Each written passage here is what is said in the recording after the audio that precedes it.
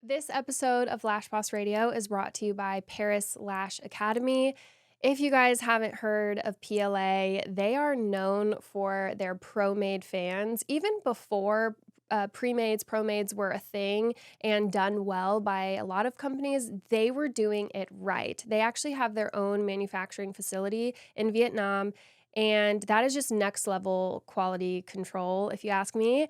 I love PLA because their team is just so incredibly generous and kind and sweet. Last year, I met them at the event that I threw with LashCast, which was the Las Vegas Lash Social, which was during IBS. We're doing it again this year, but I met them there, and they were all smiles, all hanging out, just looked so happy to be together. And I just really liked that. I love that inside of a company. So they've got great quality products, and their customer service is like unmatched. They're probably one of the most generous companies that I have come across. So thank you so much, PLA, for sponsoring today's episode. If you guys want to shop Paris Lash Academy, you can do so at parislashacademy.com and use code LashBossRadio for 15% off of your order.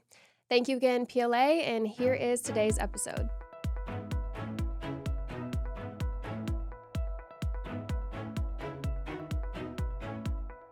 So welcome to the show, Chris. Thank you so much for having me. I'm so excited to be here. Of course. We've been trying to plan this for a while now. So glad it's finally happening. I want to start with, how did you get to where you are today? Just walk me through a little brief lash journey for us. All right, a brief lash journey. I started my lash journey in 2015, actually. That's whenever I got licensed. So that was like the very first step. And then I waited a minute. I got my first job in the industry actually in 2017 at a chain. Mm-hmm. We're just going to say a chain. Okay. I'm not going to mention names. Got it. I lasted about 9 months there, a little under a year. And I went to work for a private, for myself, basically. Mm-hmm. Started renting a room. I was able to fill my books rather quickly. I had a lot of help doing that. Wasn't actually here in Austin. I think that helped quite a bit. It was actually in Burnet, which is an hour north of here, a very small town of about 6,000 people.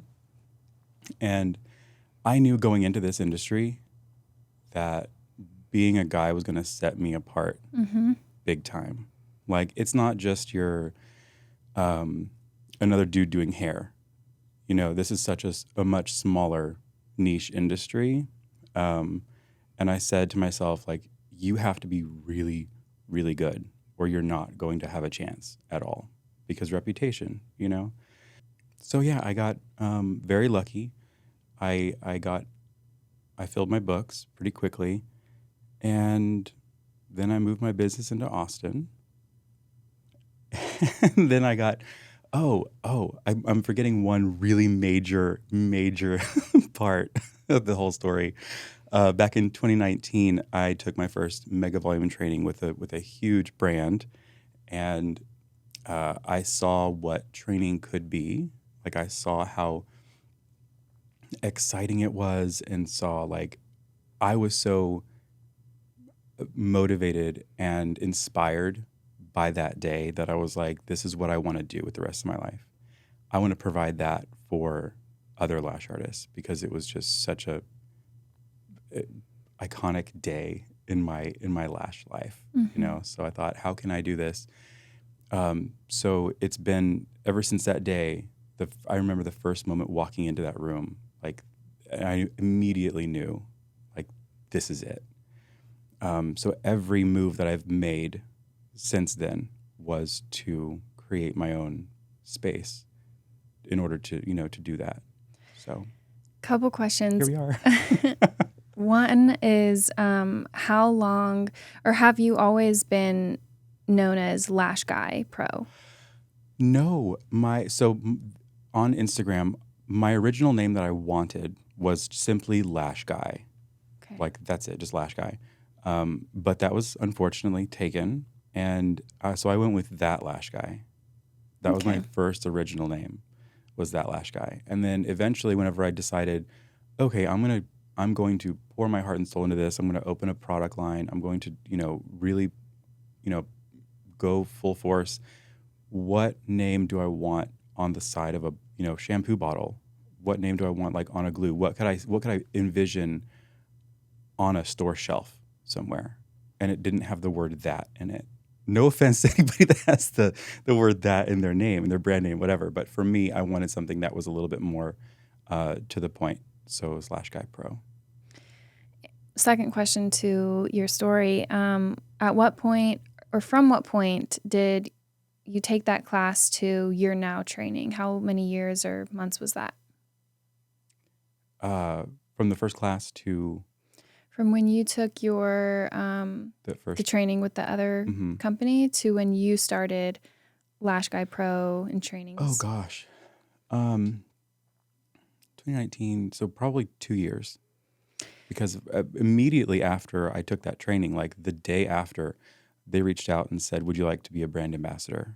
And at that point, I didn't have social media to speak of. Really, I had Mm-hmm. my social media there as like an um, kind of like my own personal portfolio, but not into the extent of like what it is today. So I didn't really know how to use social media, but they reached out and were like, "Do you Hmm. want to be?" I was like, "Sure." I have no idea what that is, Oh, but let's they do saw it. something. I think so. I Yeah. think so. Do you still have a good relationship with that I company? do. I do. I love them to death. I still use some of their products. Like my product line isn't as extensive as I want it to be at this point. Like we're well, let me take that back. It's not as extensive as it is going to be. Like I'm very happy with where we are now. Mm-hmm. Like so You're just scaling we're it just at yeah, what the rate that it right. should be instead of, yeah, sometimes if you try to do things too soon, it actually hurts the company. So, Really, yeah, growing too fast is not a good thing. If you mhm. don't have the infrastructure there to back it all up, or the staff there to really support the business, then it's going to crash. I think also it's important to note that you do still have a great relationship with that company, Yes. even though you've started your own product line. That shows something on both sides because sometimes when someone does exit a company, even Hmm. if they're just affiliated with them in some way, Yeah. someone gets weird about it. Somebody gets burned, somebody gets upset, but that is like, I think that shows a lot of integrity, on their part.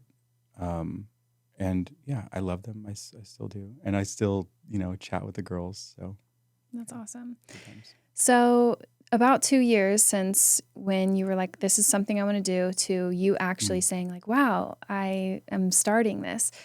Walk me through what are some of those things in the 2 years that you were doing to make that dream a reality? Working on a curriculum.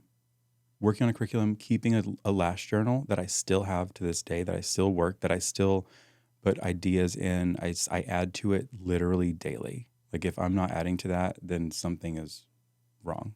Like something I'm very busy or on a beach somewhere. Mm-hmm. You know what I mean? So keeping a Lash journal of tips and tricks and ideas for classes, ideas for how to improve products that are already out there.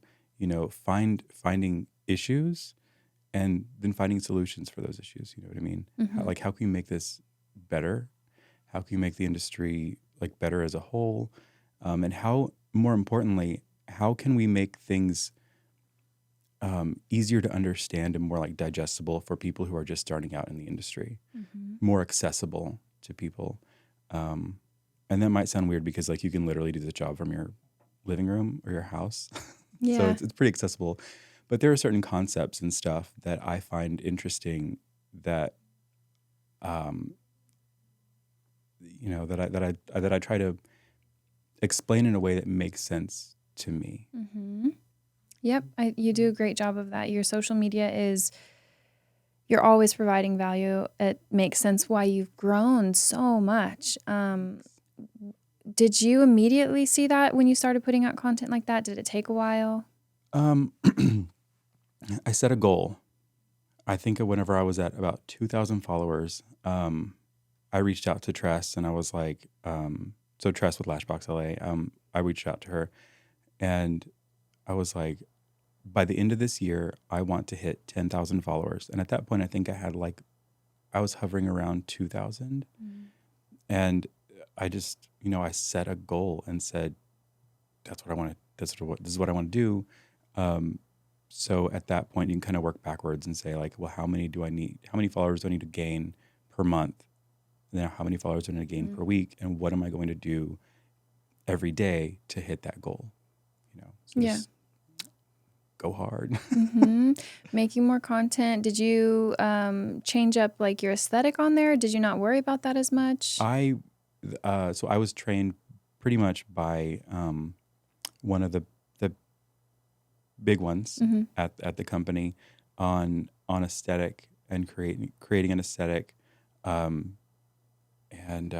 I really did. I went really hard on making everything look a certain way,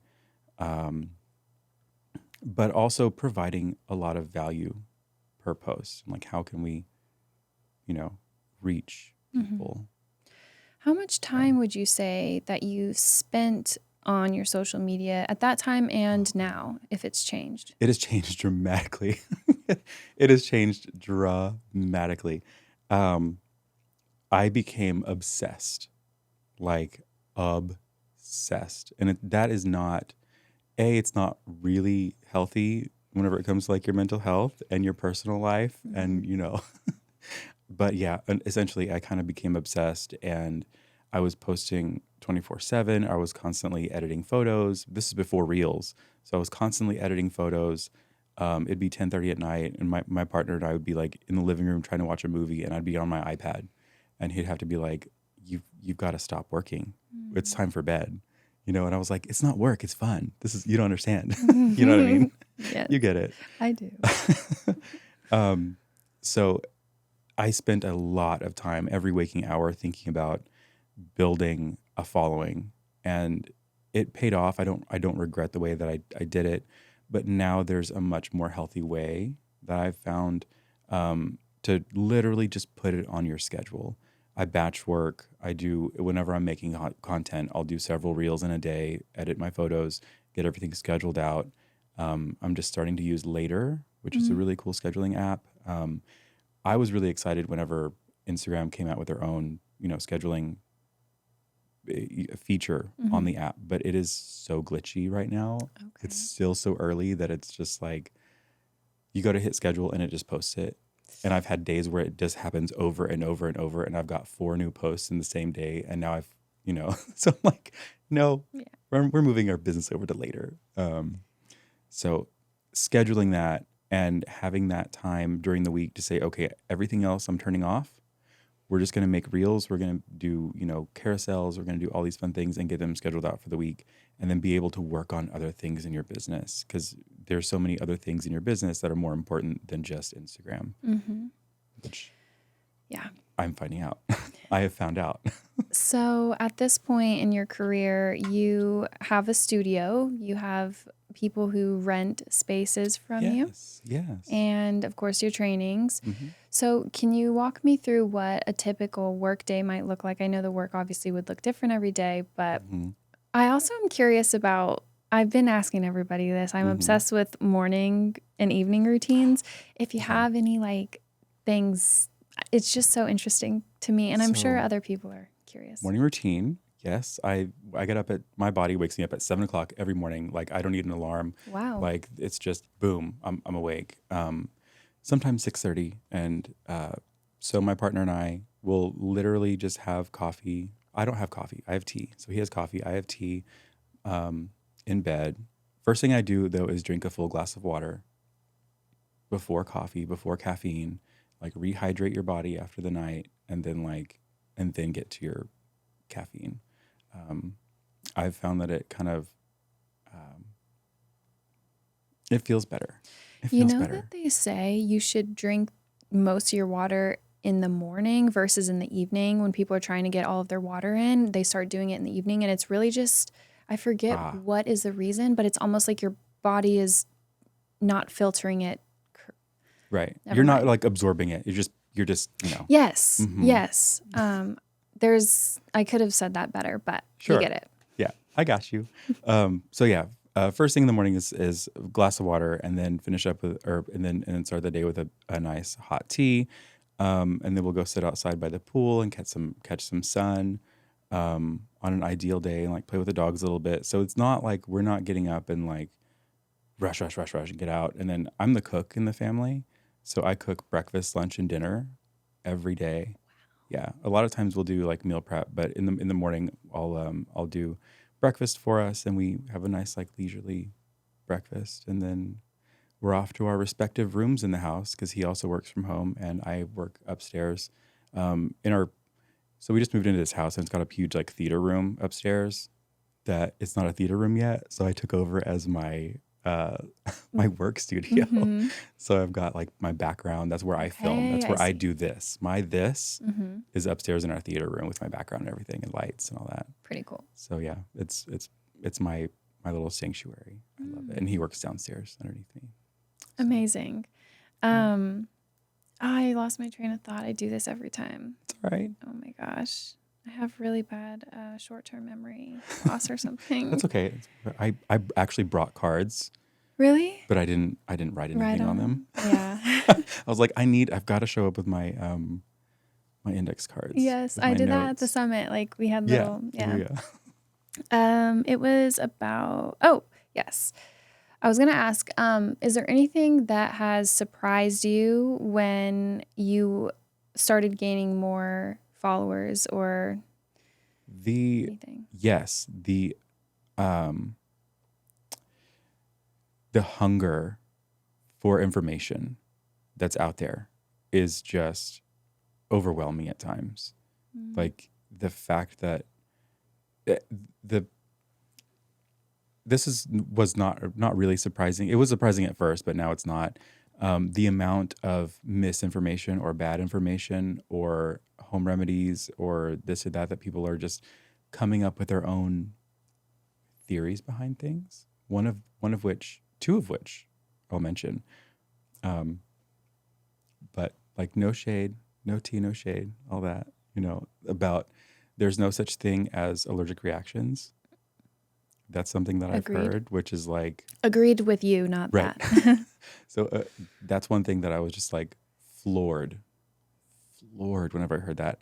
And that the Flonase thing, Mm-hmm. like, oh my God, it just sends chills down my spine. Like, oh, I hope everybody just remains safe and that Yeah. nobody has to learn any kind of hard lessons from that. But yeah, so those are some shocking things that I've. Do you feel like your work life has gotten easier? Is it harder? Is it different in some ways, like easier in some and harder in other? It is all of the above. All the above. It is both much more fulfilling in a way because I'm constantly learning new things about the business aspect of running a business. Mm-hmm. Running an Instagram is not running a business. There are parts that have gotten easier. There are parts that have gotten harder. The Instagram part started it was difficult at first to like kind of find my way, but now that's pretty much, I've got that covered. I've got that aspect of the business covered. But now it's like, let's play with spreadsheets and budgeting and moving money around and like all the stuff behind the scenes that is not so fun unless you're an actual numbers person, which I am not a numbers person. So that is like, let's learn business.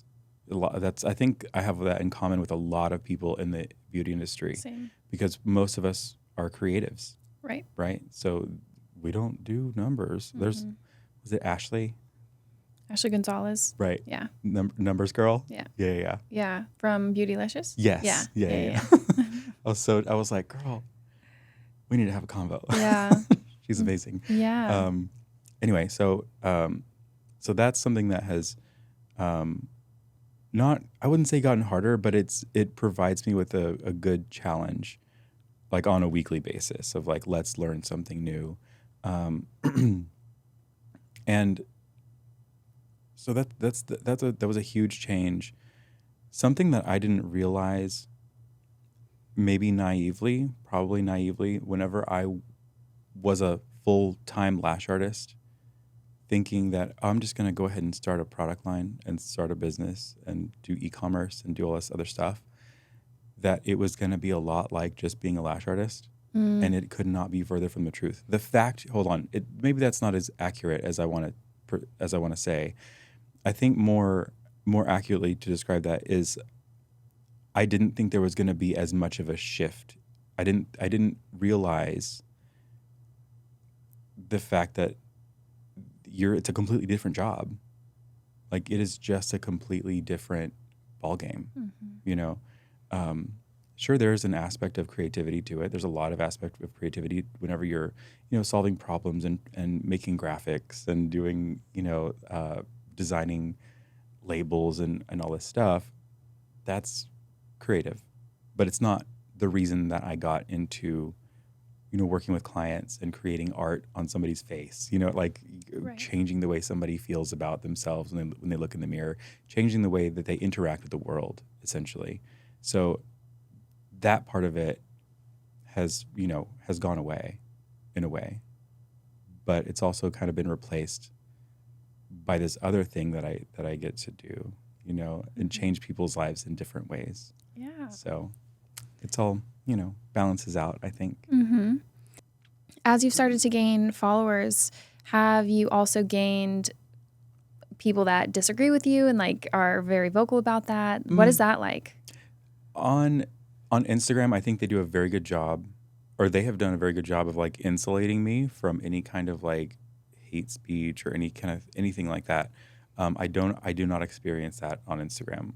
Like, however, on TikTok, they don't hold back, and people on TikTok will come for your throat. Like, it is crazy. Because people outside of the industry. Yes. So it's like they just show your videos to like everybody. You're not like as in a bubble, I don't Right. think. I had that one video that was like, I spent maybe 5 minutes putting this video together, and I posted it on TikTok, and it got a couple million views, and it went crazy. It was the one where the sound was like, I charged $3,000 for these one of a kind, monogrammed, masterpieces or whatever. And people took it so seriously and were like, what is this? Like, how can those be vegan? How can those, be, align your chakras? And I was like, it's a joke. It's funny. It's supposed to be funny. I thought it was hilarious. But they like came out of the woodwork, and I turned the comments off on that video on TikTok, and they came and found me on Instagram and were like leaving comments on other videos.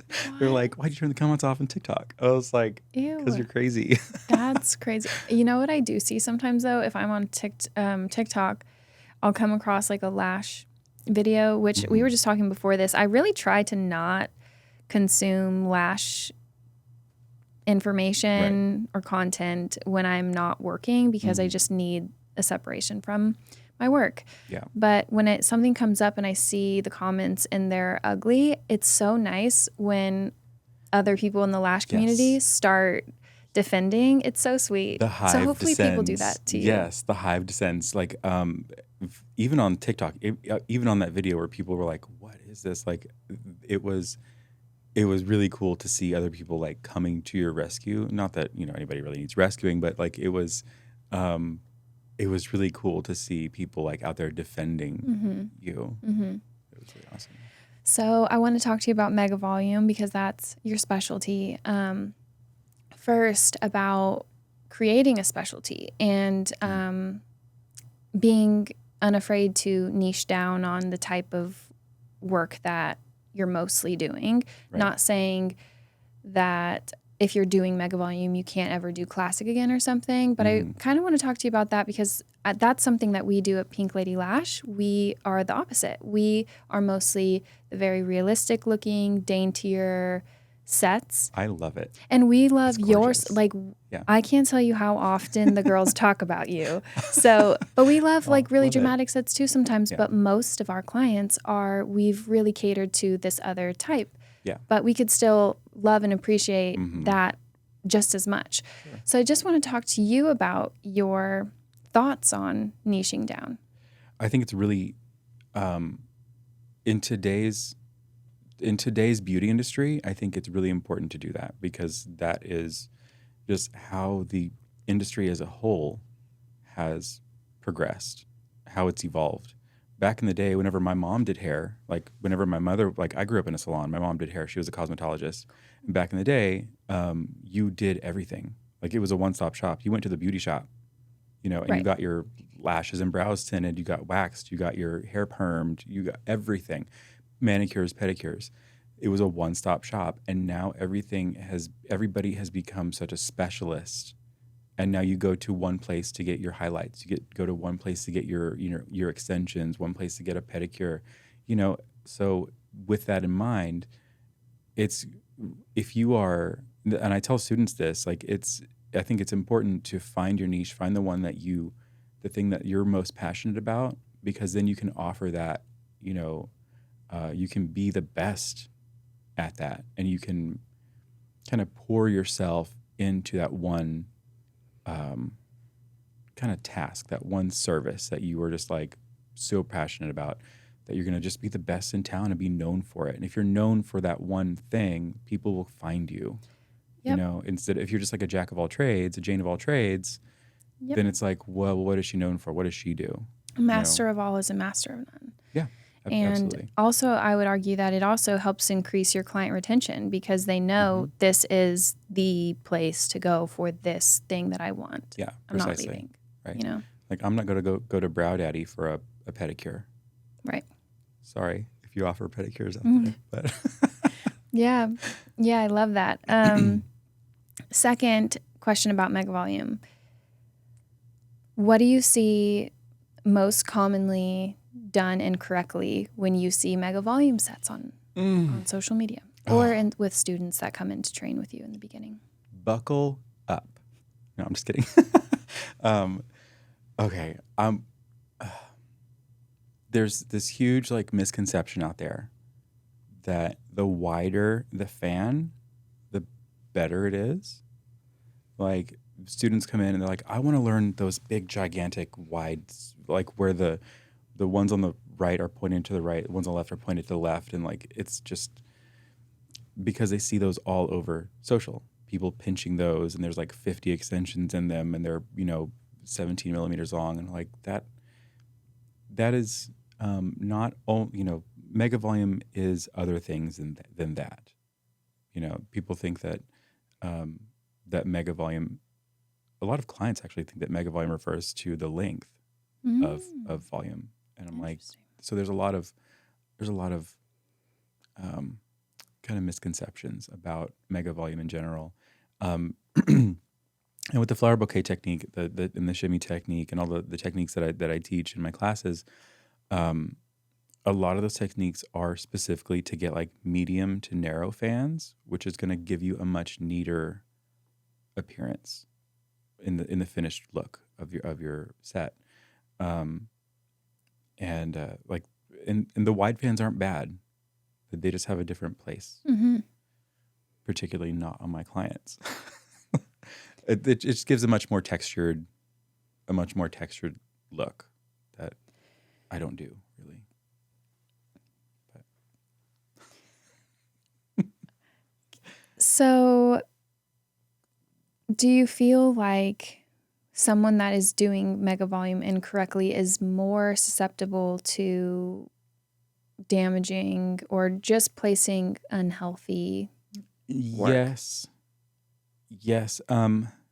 The big giant crazy sets that you see all over Instagram, this is how I deal with it. This is what I say is that they're not sustainable long term. If you're doing 50D mega volume fans, they do weigh something. Is it gonna completely destroy her lash, like her natural lashes right off the bat? Probably not. But if you're wearing those, 6 months to a year, then you're going to start seeing fewer and fewer natural lashes, I would say. What's the average amount of hairs per fan that most clients are going to get on their lash line? 15. That's a good starting point. That's what I teach my students. That's what I tend to do on my clients. That's a good starting point. But I have seen that some clients, like, that is maybe a little bit too heavy for them. So then you can, drop it back, Mm-hmm. do 10 to 12. You can get a full blackout with 10 to 12D. Like it's at whenever you get above like 20D, it's just a waste of product, Yeah, in my opinion. I see that. Like I don't want them to be like bushy or like bulky. Mm-hmm. I never want a bulky looking set, you know? So you talked about being really inspired taking another company's training, and then you worked really, really hard to create your own training and make it your own. Mm-hmm.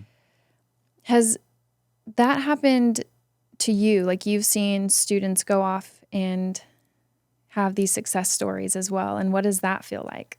It feels so good. And yes, I have. A couple come to mind. I'm not going to say your name, but you know who you are. It feels really good. It feels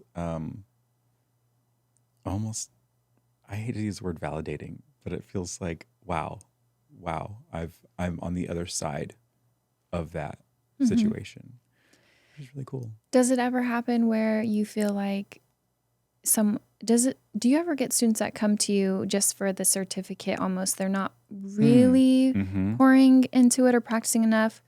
Yes. And second part, do you also see where they come take your class and then immediately start offering training, maybe a little too soon? Well, okay, there's one person like in particular that immediately comes to mind that was, it was very obvious to me that they were there just for the certificate to put on their wall. And they were like, well, now I'm going to go train. I was like, okay, what? All right, cool. I mean, there's no Lash police. Like, yeah, all I can do is be like, you know, more power to you. If you need anything, reach out. But it's kind of the Wild West. Mm. You know what I mean? So Yeah. it's like the students, if there are any potential students out there, you really have to do some digging, find some reviews, and not just the reviews that they post on their Instagram. Mm. Find some, you know, if there are bad reviews, find them. Yeah. You know, get both sides. You know, but really watch who you're spending your money with, because literally anybody can call themselves a trainer. And I don't know, I've just heard so many horror stories. But anyway, sorry, Yeah. I don't mean to keep No. derailing. Yeah, no. I just was curious. Is there anything that surprised you as being when you became like a lash trainer and started traveling? Or actually, question. I just started traveling. That's what I was gonna say. This year, yeah. So the overwhelming welcome that you get whenever you go into somebody else's salon has just been like out of this world. So good. So like I always get a little bit nervous the couple of days leading up to, but as soon as you walk in and you're greeted with this big hug, and they're just like, my space is your space, and you know, come on in, whatever you need, and they're like setting things up, and it's just everybody's super excited because it's a training day, and you know, training days are always the best days. So it's just, I was overwhelmed by the hospitality that I've been shown, and it's just like I want to keep doing it because it's just great. It's so cool. It's awesome, like to see someone like fully living like their life, their dream life, you know, and you can really tell when someone is in that mode. It's really cool. Thanks. A question that I've asked on nearly every podcast or every interview is, what is your favorite failure? So you can spin that any way, but essentially a favorite failure would be something that didn't work out the way you had hoped. Sometimes it's like a blessing in disguise. Does anything come to mind? Whenever I opened my space, the studio that I have now, it was I had intended for it to be a lash salon, like a proper lash salon with a receptionist and all that stuff. And I had 4 stations set up in there, and it looked fantastic. But at the same time, like I had kind of bitten off a little bit more than I could chew. I was also working on my product line. And if anybody out there has worked on a product line, you're working with people in other countries a lot of times, in different time zones. So I was up very late working on this stuff while simultaneously trying to like get girls trained and, you know, get clients for my staff. And it was just like, it was too much. So it was like one of these is going to scale, and the other one, you know, it can scale, but not as fast as e-commerce can scale. So I decided to put the lash salon part on hold, and I transitioned it over into a training facility instead of taking, you know, clients there and having a staff. So I put that on hold while I got the product line up and kind of learned the e-commerce business. And it's just recently that I have just hired 2 stylists, and I think this is the first like announcement like at all that we're going to start taking clients this month at the end of the month. I believe June 22nd is our start date. And I've got 2 fantastic stylists, one of which went through my class like a year ago last May. And she's kind of been working on her craft for a year, and she got in touch with me, and she's killing it. And the other girl, Mel, like she's killing it too. So they'll Wow. anyway. So yes, that was my favorite mistake. My favorite like failure, I guess, is that the lash salon didn't work out because I was too busy doing other things. Now that I was able to turn my attention to the e-commerce business and get that up and running, now I can turn my attention back to opening the lash salon portion of, you know, the LashGuyPro empire. I think you can take from that really a lot, but number one is a lot of times we do something, we have a dream in mind, and sometimes it's just not the right time. But it Correct. doesn't mean that it's not still meant for you, or you can still do it later. I think also being able to make difficult decisions and not hanging on to things because of pride or whatever reason is really important, and obviously can work out. That in the last 2 years, it's nearly 2 years since I opened the space. And in that time, let me start by saying I am so glad that it worked out the way that it did, because the growth personally that I've been able to do in the last couple of years has just been astronomical, and I don't think I would have been able to run a salon. To be quite honest, It's hard. I didn't realize how much work it was going to be, and I didn't realize everything that went into it. My brain was like, well, I'm just going to open the space, and we're all just going to be like do lashes together and have fun, and you know, bake a cake made out of rainbows and braid each other's hair, and everything will just be hunky dory. There's so much more to it that goes into it: the marketing, the advertising, the training, the paperwork, the everything else that goes in. You know, all the systems that you have to put in place. You know, and I didn't have that knowledge back in the day 2 years ago. So I didn't know, but now I do, and I'm also a lot more comfortable being the boss and saying, this is where we're going. You know, this is our plan. You know, this is what the company stands for. This is what we are, you know, this is where we're headed, captaining the ship, basically. And back then it was more like I wanted to be like one of the girls. Like I wanted to be, and I had no drive to like steer the ship, basically. And I'm so glad I didn't get, you know, do that, because Salon ownership is very hard. Yeah. Just because you can do lashes really well doesn't mean you can run a business really well. Exactly. So yes. So anything new on the horizon besides that, of course? Is there anything else? So I've got a couple things. I'm rolling out a master class, actually. The class that I've been teaching for the last couple of years is mainly to learn the flower bouquet and learn attachment, and there's a bunch of other stuff that goes into it. The master class is going to strip away. This really is for advanced lash artists who know their way around the industry. this is, if you want to do the sets that I do, if you want to walk away and having done the set that I'm known for, this is the class for you, right? And the attachment and the retention and all that stuff. That's what this is going to be about. Also, some merch. Really? Yes, I'm so like this makes me so happy because I wanted a line of merch for so long, but I actually brought a Pink? piece right here. Cute. And you know what? So this is the one. It says Lash Famous. Oh, Isn't yeah. that so cute? Yeah. Like I just wanted it to be simple, Yes. like bold to the point of like, we're all Lash Famous, girl. You know what I mean? Oh my gosh, I love So that. there's a Lash Famous collection.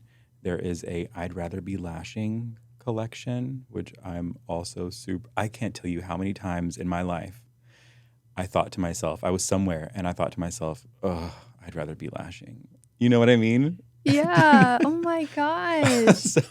So we've got like hoodies and sweatshirts and some like tanks, and I've got a candle, like all kinds of Oh fun my stuff. gosh. Yeah. So we'll be rolling those out probably later in the month. But That's super so excited. cool.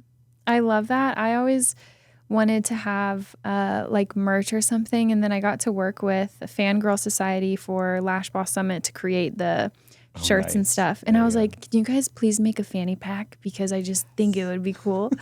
So if you ever So make cute. a fanny pack, I don't know why I like those so much. Well, but they're so trendy right now. yeah, Why wouldn't you? they're cute. They're cute. Okay, last question. This is a fairly simple one. What has gotten you excited, motivated, or inspired lately? Oh my God. So, okay. So yesterday I was out running errands and like I looked a mess. I was in the middle of a painting project. I was covered in paint, like head to toe, looking a hot mess. And I was out shopping and a girl came up to me and she tapped me on the shoulder and she said, "Excuse me, are you Lash Guy Pro?" I was floored. So I was recognized in public for the first time. Like, and That's so she's cute. not a lash artist. She's an esthetician. Wow. Yeah. Do you get shy in those moments, or how do you react? It was the first time that's happened to me outside of like a lash event or something like that. Like, first of all, it's super cool whenever that happens, even at lash events. Like that is amazing. But yeah, like I was shocked. I was like, me? Yeah. Oh yeah, that's me. That's my company. So cool. it's very, very humbling, very grateful to have had that experience, and it was just really, really cool. Mm-hmm. So, Awesome. And the first Lash event you went to was yours? Yeah, Wait, second. both Well, of them. Right. Because I co-hosted the first one. That's right. Lash Bash. Oh my God. I co-hosted with Mo from Lash Bash. Yes. So, listeners, this girl knows how to throw a party. If you haven't been to, What did you think about the summit? I loved it. I absolutely loved it. Sorry for cutting you off. No, you're good. The Lash Boss Summit was a lot of fun. I got to see a lot of people who were, to me, like, I was starstruck, to be honest. I was starstruck by so many people. I'm going to try to keep that in check at the next, events that I go to.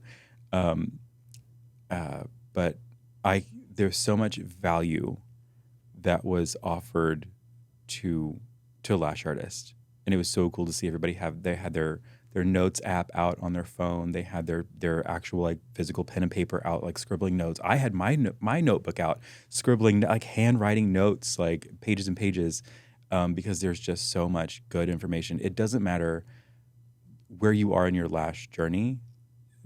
You can be, you can have a $1 million, business going on, but there's always something fresh that you can hear from somebody else, a new perspective, a new way of doing things.